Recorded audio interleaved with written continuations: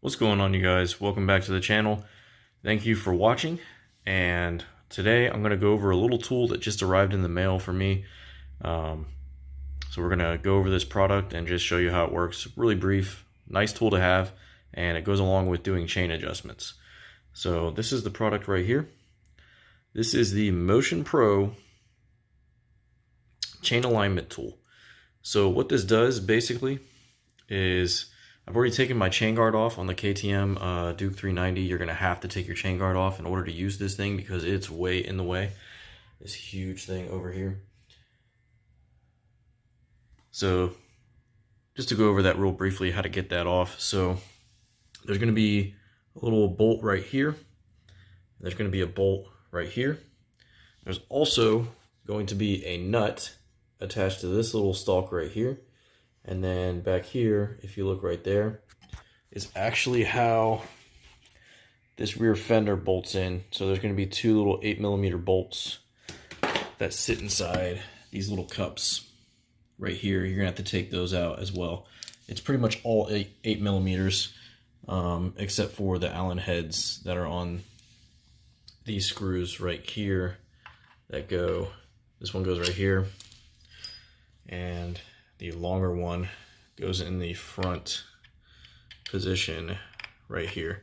So once you get all those out, you can take the little rear fender and the chain guard off, and you'll have access to this in order to use this tool nice and easily.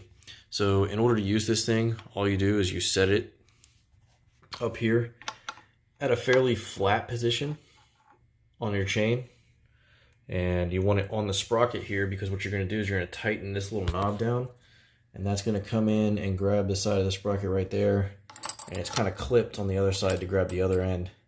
So all you do is kind of get it nice up at a 12 o'clock position, and then screw that bolt or this knob down, and then you'll be able to see your chain alignment. I'm going to screw mine on real quick because I don't have an extra set of hands, and then I'll show you guys how well it lines up. Alright, so I've got mine bolted on there. What you want is you want that knob to be under the chain.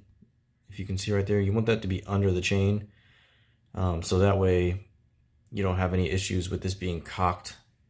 You don't want it sitting on the chain itself. And then the other side that's curled should be on the sprocket as well, which I don't know if I can get an angle back there, but it should be on there pretty good. So basically what this thing does is, once you put it on here, you've got this bar, and what you can do is you can use this bar to look at your chain and see if it's in alignment. So when you're doing a chain adjustment, which we'll go over in another video, you're using this nut right here, basically. Well, this nut right here is your jam nut. That's just locking it in place. This is your adjustment nut. This is actually turning the threaded portions and causing the wheel to either go backwards or forwards. And you're using these notches right here to get your alignment. So these notches should match on both sides of the bike. So as you can see, what I usually use is the top one right here on the very end. And if you look, let me turn the light on. If you look right there, behind the block, there's like these little cutouts. You can see the very last one right there. This one I've got right up against the edge of that second cutout. So basically I went to the other side of the bike and I put it in the same position, so that way they match, right? So that should tell me that I've got fairly equal tire alignment and chain alignment with my sprockets. It's very important, or else your bike could pull side to side, and you're also going to wear your sprockets out a lot faster if there's side friction being put on them from the chain not being aligned properly.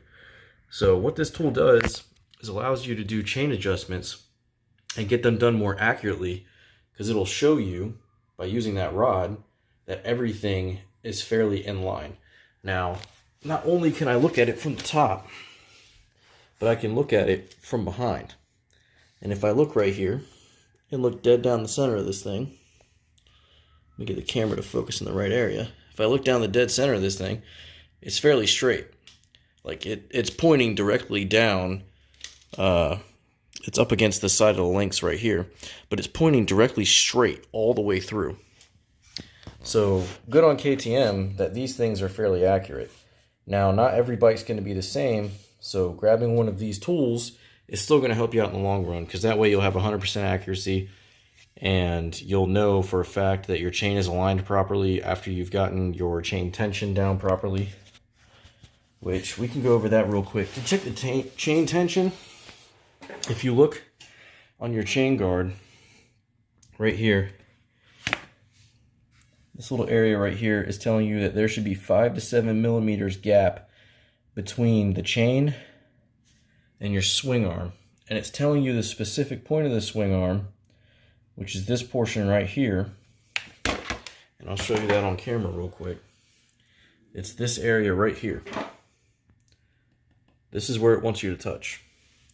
So if I come up under here with my finger, and I touch the chain right here, and I push up, there should be a 5 to 7 millimeter gap between my swing arm and the chain.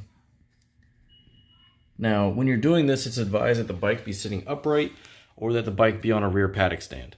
So, like I said, we'll go over chain alignment stuff in a separate video. I've got something else coming today that I had to take this stuff off for anyways, and we're going to go over that next mod in a separate video as well. I just wanted to show you guys this Motion Pro alignment tool real quick and how cool and easy it is to use. So I will see you guys in the next video, which is coming out very soon. If not tonight, maybe tomorrow, so you could get 2 videos in one day. As always, please subscribe, leave a like, give me a comment. It motivates me to do more content. Also, I'm looking into camera systems right now to hopefully start motovlogging here in the near future. So stay tuned, and I'll see you guys in the next one.